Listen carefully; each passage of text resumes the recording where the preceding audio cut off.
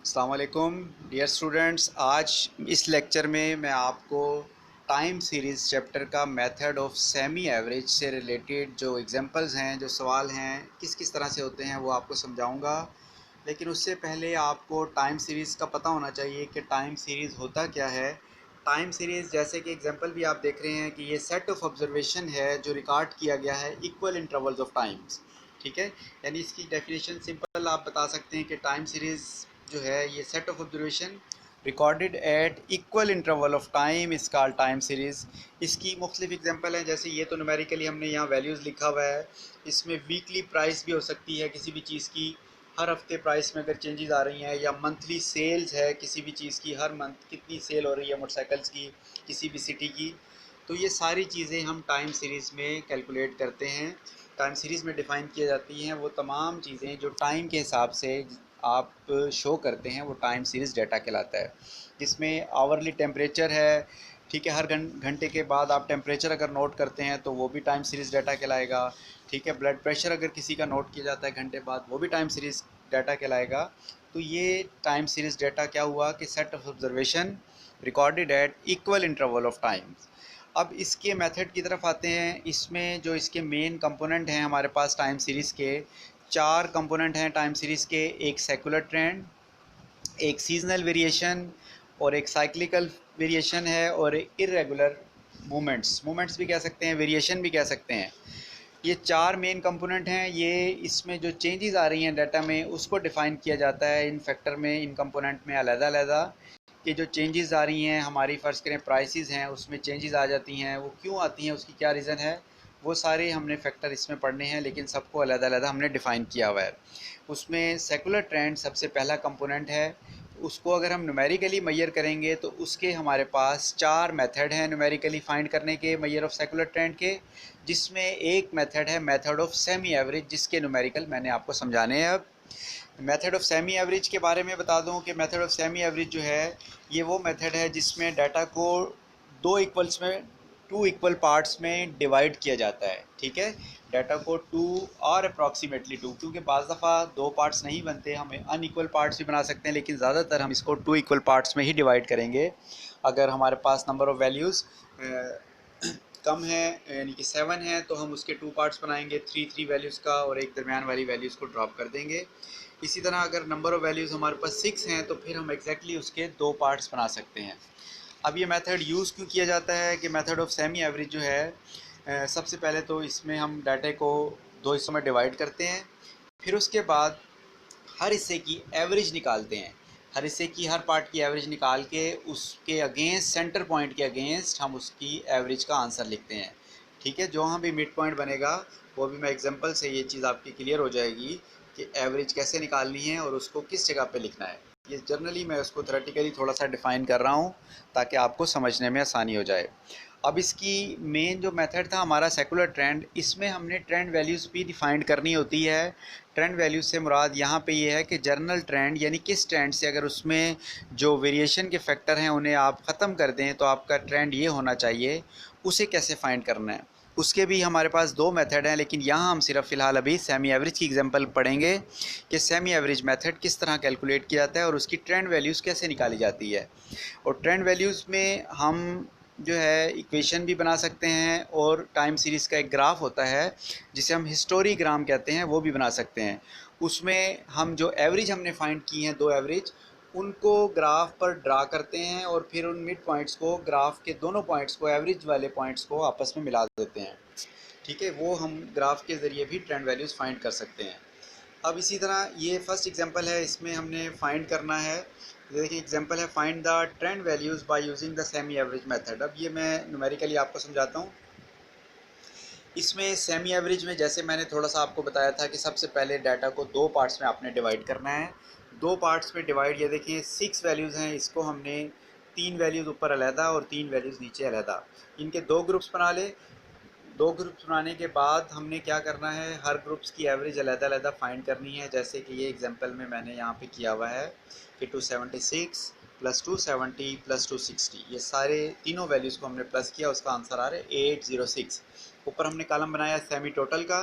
इसी तरह नीचे वाली 3 वैल्यूज़ हैं उन्हें भी हमने सेम इसी मेथड से टोटल यानी सम कर लिया। अब हमने नेक्स्ट कॉलम बनाना है सेमी एवरेज का। एवरेज यहाँ पे इस चैप्टर में जब सिंपल एवरेज का लफ्ज़ यूज़ होता है तो उसका मतलब मीन होता है, यानी अरिथमेटिक मीन। उसका मेथड वही है कि आपने जितनी वैल्यूज़ को सम किया है उनको उनकी तादाद पर आप डिवाइड कर दें तो वो उसकी एवरेज निकल आएगी। तो ये हमने 806 को डिवाइड किया 3 पर, ये सेमी एवरेज आ गई पहले ग्रुप की। इसी तरह सेकंड पार्ट की सेमी एवरेज आ गई 958 डिवाइड बाई 3, 319.33।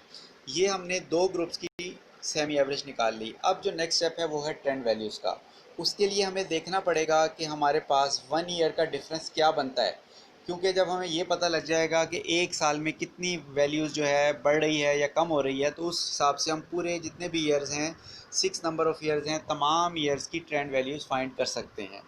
तो उसका भी स्टेप है, उसका मेथड ये देखें, नीचे मैंने यहाँ पे कैलकुलेट किया हुआ है कि हमने जो चेंज और डिफरेंस फॉर 3 ईयर्स, यानी जो 3 ईयर्स में डिफरेंस आ रहा है उसको पहले आप कैलकुलेट करेंगे। उसका आसान तरीका है कि आपने क्या करना है, जो सेकंड एवरेज है 319.33, उसमें से फर्स्ट एवरेज माइनस करनी है।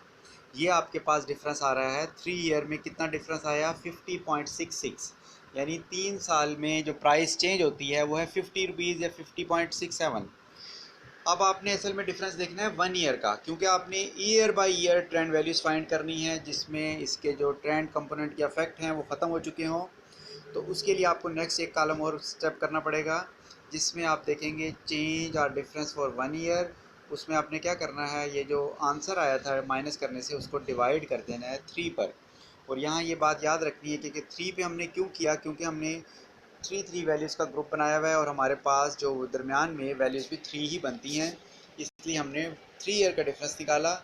अब उसके बाद नीचे थोड़ा सा स्टेप डिफाइन किया हुआ है कि आपने अब क्या करना है, adding 16.89 for coming year of the, coming year जो आपके पास आ रहा है उसकी जो फर्स्ट एवरेज है उसके आगे जितने भी साल हैं आपने उसको प्लस कर देना है, फर्स्ट सेमी एवरेज और second semi average, and subtract करना है आपने फ्रॉम द प्रीवियस ईयर्स। पिछले सालों के लिए आप ट्रेंड वैल्यू निकालेंगे तो माइनस करेंगे। जैसे ये देखें, सबसे पहली जो सेमी एवरेज आई थी उसको आपने as it is trend values में उसके सामने ही लिख देना है। वो आपके लिए ट्रेंड वैल्यूज़ ही काउंट होगी, क्योंकि वो 3 सालों की हमने एवरेज निकाली है और वो ट्रेंड वैल्यूज़ शुमार होगी 1981 के लिए, यानी 1981 में ये प्राइस होनी चाहिए। अब हम इसके बैक ईयर पे जब प्रीवियस ईयर की मालूम करेंगे, जो 1 ईयर का डिफरेंस आया है उसको हम माइनस करेंगे। ये देखें यहाँ पे हमने किया हुआ है 268.67 माइनस 16.89। इसी तरह जब नीचे आएंगे 268.67 में हम प्लस करेंगे 16.89, वो जो 1 ईयर का डिफरेंस था। इसी तरह इसका आंसर आ गया 285.56, इसमें फिर आपने प्लस करना है 16.89।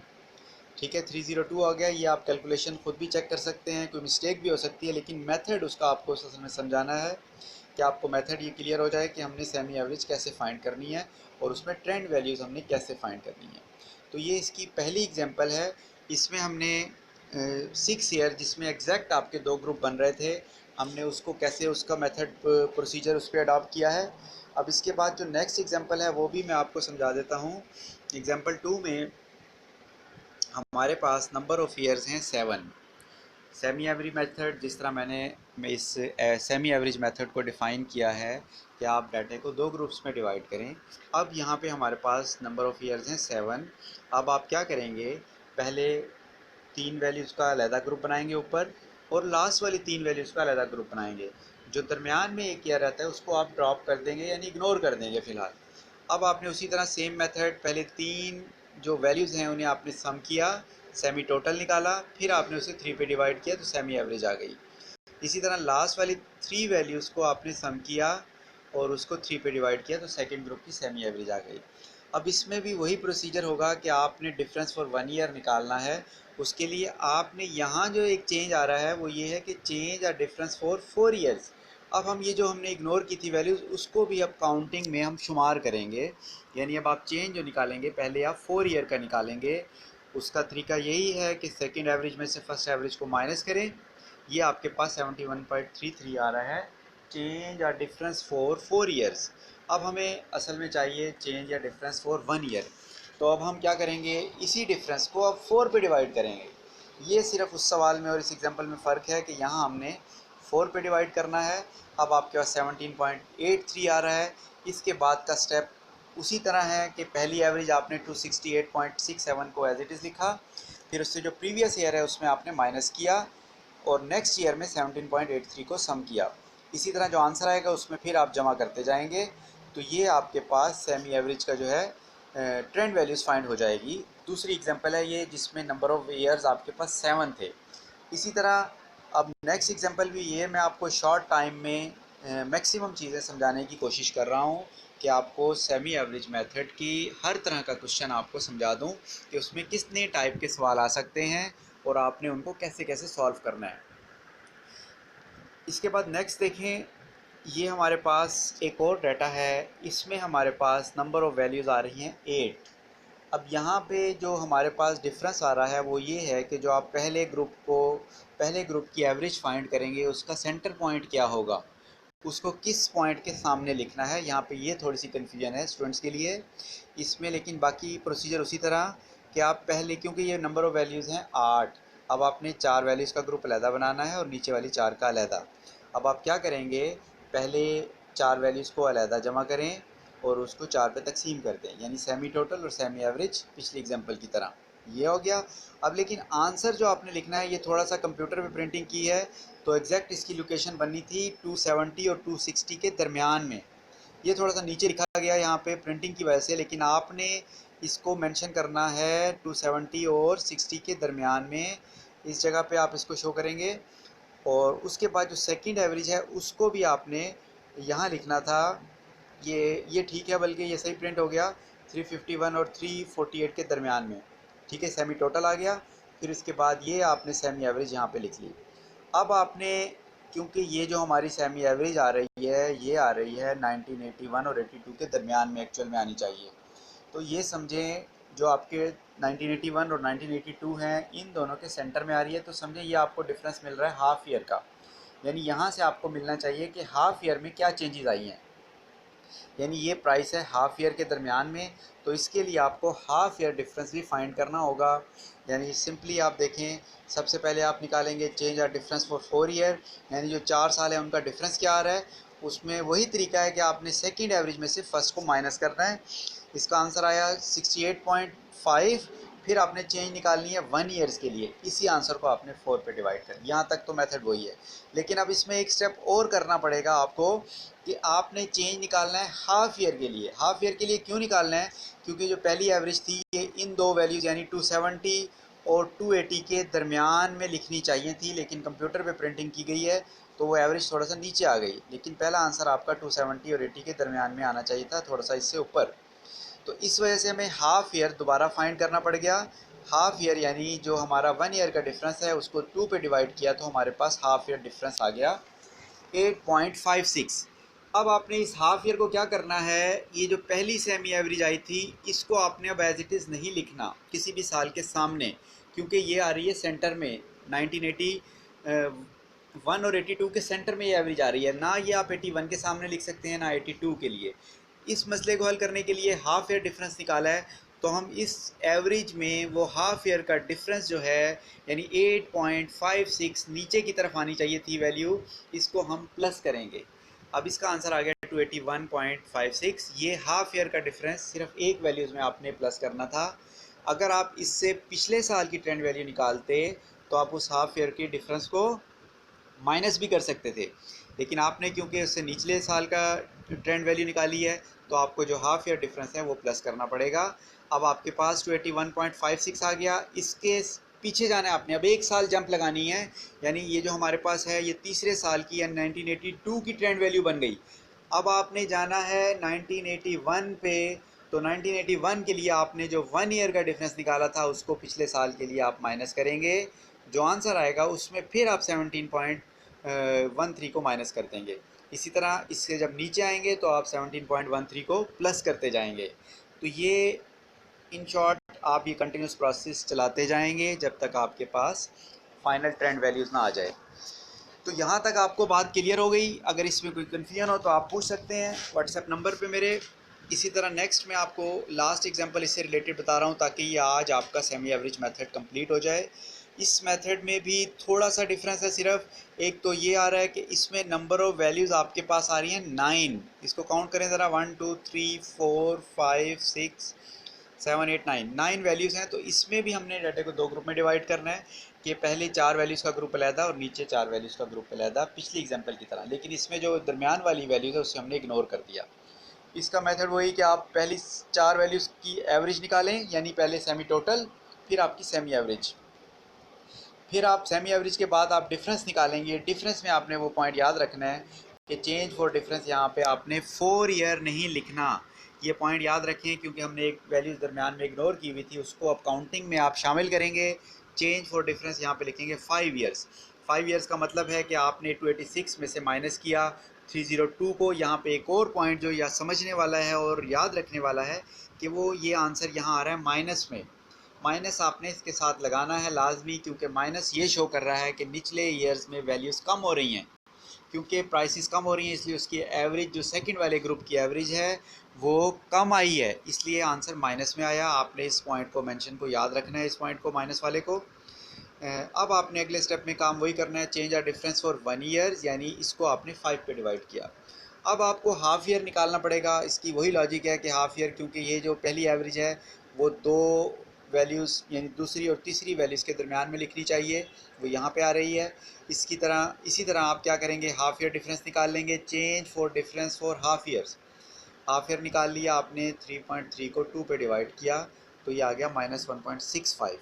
अब आप इसकी ट्रेंड वैल्यूज़ निकालने का तरीका, यानी ये इसमें माइनस की वजह से थोड़ा सा आपने ध्यान से करना है इसको, कि पहली एवरेज जो आई थी 302.5, उसमें आपने हाफ ईयर वाला डिफरेंस, वैसे हमने प्लस किया लेकिन क्योंकि उसका अपना सिंबल माइनस का था तो ये प्लस माइनस माइनस यानी ऑटोमेटिकली ये माइनस हो जाएगा 302.5 में से हाफ ईयर वाला। हाफ ईयर वैल्यू सिर्फ एक दफ़ा इस्तेमाल होगी। ये आंसर आपके पास आ गया 300.85। उसके बाद आपने जब पिछले साल में जाना है तो बीच में साइन माइनस का है, लेकिन जो हमारा 1 ईयर का डिफरेंस 3.3 आ रहा था उसकी अलामत भी माइनस की है। तो आपने क्या करना है, माइनस माइनस ये ऑटोमेटिकली प्लस हो जाएगा। तो पिछले सालों में प्राइसेस ज़्यादा थी तो उनकी ट्रेंड वैल्यूज़ भी ज़्यादा आ रही है। इसी तरह नेक्स्ट वैल्यूज़ जो आ रही हैं उसमें आपने 1 ईयर वाले डिफरेंस को प्लस माइनस माइनस कर देना है। वैल्यूज़ बाद में प्राइसेस कम हो रही हैं तो इसकी एवरेज भी हमारी कम आ रही है। ठीक है, ये है मेथड ऑफ सेमी एवरेज की फोर्थ एग्जांपल। ये यहाँ पे नोट्सों पे सारी सॉल्व हुई हुई हैं, आप इसको अच्छी तरह समझ सकते हैं। और जो इसमें प्रॉब्लम होगा वो आप मुझसे डिस्कस कर सकते हैं। इंशाल्लाह नेक्स्ट वीडियो में हम अगला मेथड पढ़ेंगे और इसकी डेफिनेशंस वगैरह भी दूसरी वीडियोस में आप समझ सकते हैं। ओके, अल्लाह हाफिज़।